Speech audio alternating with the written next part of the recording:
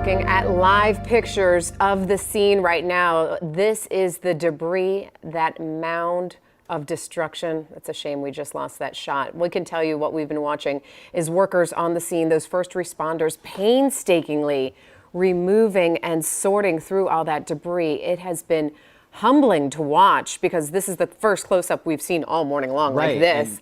And you can see them holding those red buckets, sifting through the rubble, seemingly piece by piece at a time. And the first images we saw live was this angle of it, this almost zoomed in portion of that debris. And it's really striking when Sky 10 would zoom out and you just see just how much more wreckage there really is right there, giving it a sense of perspective, the harrowing nature of what this entails right now as the search for missing continues. We have a lot to get to, and it's emotional when you consider the stories we've also been hearing from our reporters on the scene, from people searching for their loved ones, searching for family members, and hoping, praying for good news today. Okay, it is just after 11 a.m. on this Friday morning.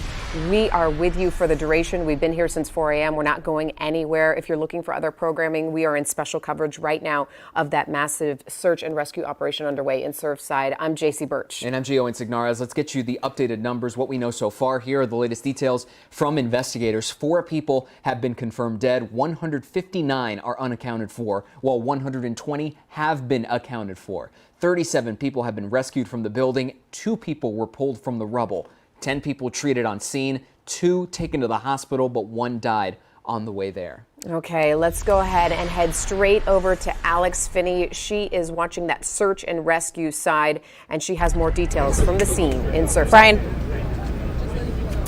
And so, JC and Gio, the rundown that you did there, one thing we definitely know is that those numbers continue to fluctuate. So that is why it is so important that we stay on top of that for all of our viewers there so they're up to date with all of that information. And certainly the search and rescue.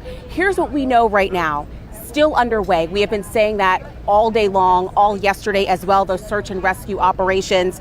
We know that additional resources such as FEMA have been brought in. We have over 130 firefighters from last count, my latest update, that are out here right now working that scene, working to get through that rubble and that heavy debris.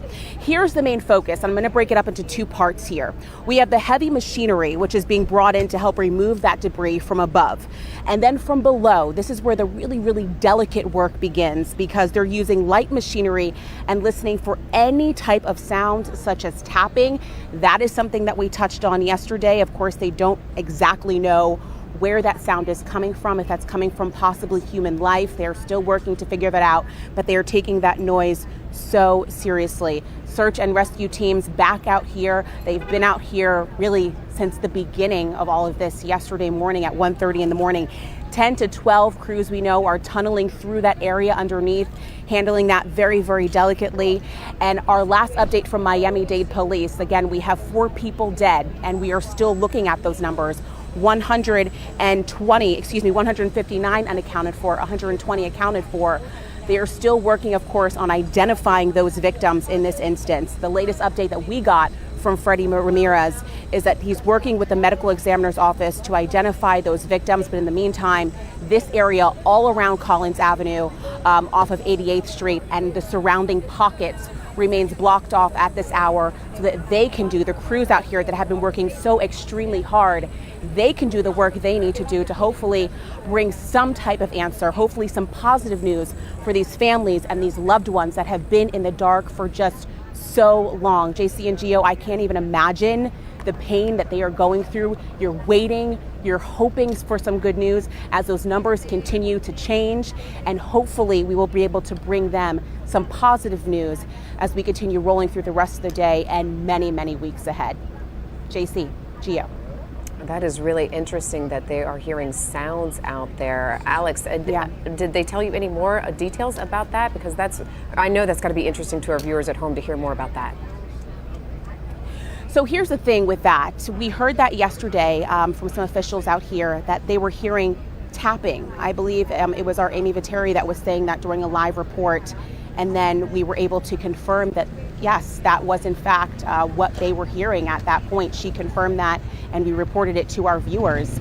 where that's coming from exactly, if that's coming from human life, if it could just be debris, we don't know, but it is eerily painful to think when you think about people that may be trapped under this rubble. They've been trapped under that rubble for over 24 hours. Could that be a sign that there are still people alive? We are hoping that that is the case, but it is still very, very painful to even utter those words that that could be a reality, that people have been stuck under this rubble hoping for some type of help for over 24 hours at this point.